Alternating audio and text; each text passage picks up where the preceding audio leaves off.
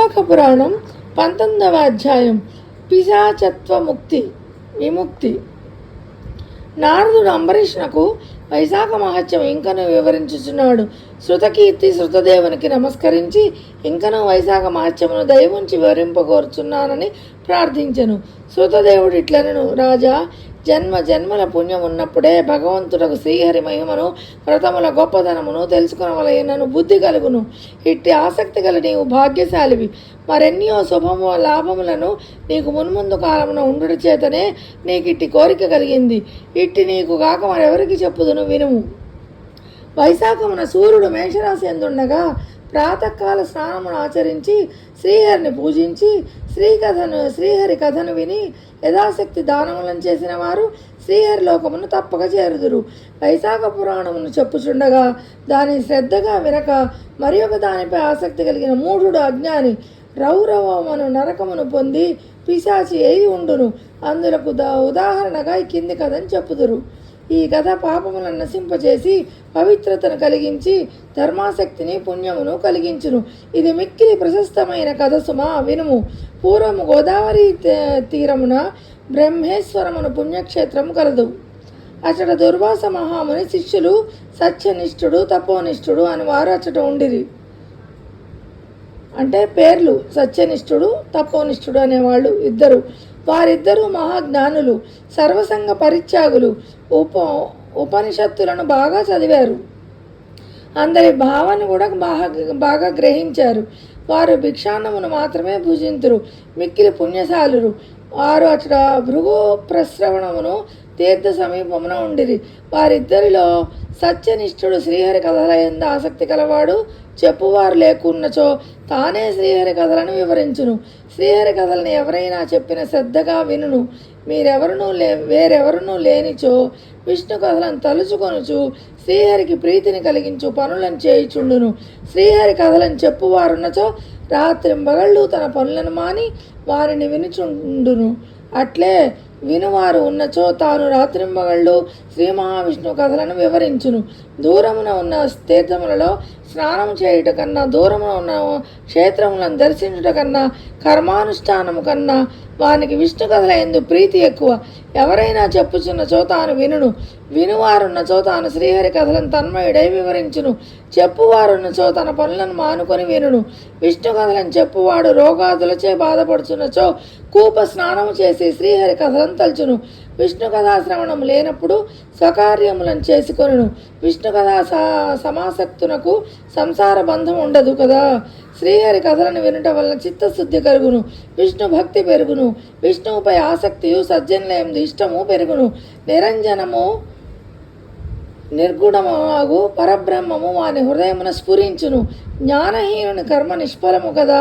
దుష్టుల కర్మలను ఎన్నిటిని చేసినను వ్యర్థములే. గ్రుడ్డివానికి అద్దమును చూపిన ప్రయోజనమేమి? కావున చిత్తశుద్ధిని సాధింపలేను. చిత్తశుద్ధి వలన శ్రీహరి కథాశక్తి కలుగును. అందువలన జ్ఞానము కలుగును. అట్టి జ్ఞానం వలన ధ్యానము ఫలించును. కావున పెక్కుసార్లు విష్ణు కథా శ్రవణము, ధ్యానము, మననము ఆవశ్యకములు. శ్రీహరి కథలు సజ్జనులు లేని చోట గంగా తీరమైనను విడువదగినది. తులసీవనము శ్రీహరి ఆలయము. విష్ణు కథ లేని చోట మరణించిన వాడు తామసమును నరకమును పొందును. శ్రీహరి ఆలయము కానీ, కృష్ణ మృగము కానీ, విష్ణు కథ కానీ, సజ్జనులు కానీ లేని చోట మరణించిన వారు పెక్కు జన్మలయందు కుక్కగా జన్మింతురు. సత్యనిష్ఠుడు ఈ విధముగా ఆలోచించి విష్ణు కథా శ్రవణమును, ప్రసంగమును, మననము, స్మృతి మొన్నగునవి ముఖ్యములని తలచును. ఇంకొకడు తపోనిష్ఠుడు. వీనికి పూజ జపాది కర్మలన్న ఇష్టము. వారిని ఎప్పుడునో మానక పట్టుదలతో చేస్తూ ఉంటాడు. శ్రీహరి కథలను వినడు, చెప్పడు. ఎవరైనా చెప్తున్నారనుకో తీర్థ స్నానానికి వెళ్ళిపోతాడు. తీర్థ స్నాన సమయమున శ్రీహరి కథా ప్రసంగం వచ్చిందనుకో తన పూజాది కర్మకలాపములను పొడగునని దూరముగా పోవును. అంటే వాటికి ఆటంకం అని చెప్పి దూరంగా వెళ్ళిపోతాడట. అతన్ని అనుసరించి ముందు వారందరూ స్నానకర్మలను ఆచరించి తమ ఇంటి పనులను చేసుకుంటే ఇష్టం కలవారే ఉంటారు. ఇట్లెంతకాలం గడిచినను తపోనిష్ఠుడు కర్మానుష్ఠానం తప్ప శ్రీహరి కథాశ్రవణము చింతనము స్మృతి మున్నగు వారిని ఎరుగడు. ఇట్టి అహంకారి కొంతకాలమునకు మరణించెను.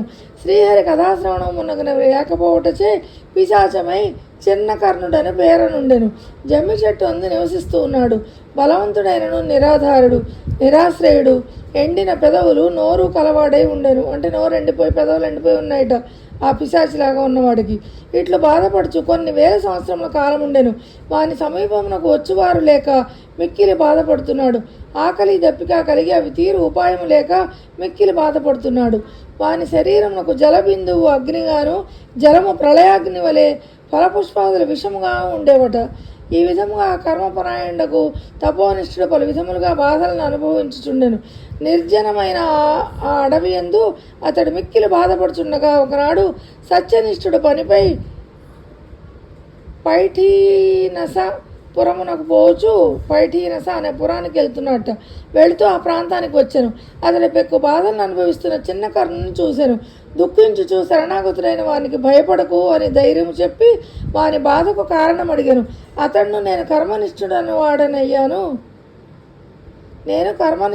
వాడను దూర్వాస మహాముని శిష్యుడను, కర్మ బలతంత్రుడనే శ్రీహరి కథా శ్రవణాదులను చెయ్యని వాడను, మూఢుడనే కర్మల్ని ఆచరించడం వలన ఇట్టి వాడనైతిని.